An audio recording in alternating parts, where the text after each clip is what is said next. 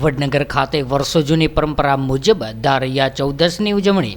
પવિત્ર હોળી ધૂળેટી પર્વ સમગ્ર દેશમાં હર્ષોલ્લાસ સાથે ઉજવણી કરવામાં આવતી હોય છે, ત્યારે મહેસાણા જિલ્લાના ઐતિહાસિક નગરી વડનગર ખાતે વર્ષોથી ચાલી આવતી પરંપરા મુજબ હોળીની પૂર્વ સંધ્યાએ એટલે કે ચૌદસના દિવસે મોઢ બ્રાહ્મણ ધેરૈયા મંડળ દ્વારા વડનગરની શેરી બજારોમાં દાંડિયા ઠાગા રમીને દારૈયા ચૌદસની ભારે ધૂમધામથી ઉજવણી કરવામાં આવી હતી।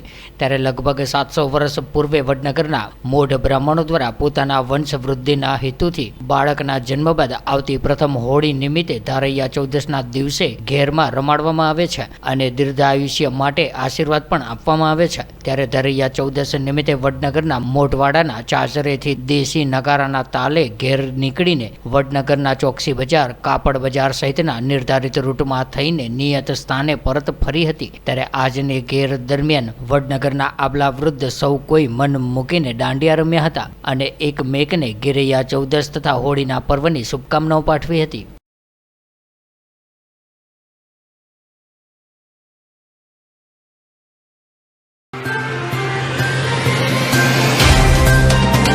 तो व्हाट्सएप, ट्विटर, फेसबुक, इंस्टा जहाँ भी आपका अकाउंट है, इसे शेयर बटन के द्वारा वहाँ पर शेयर करें।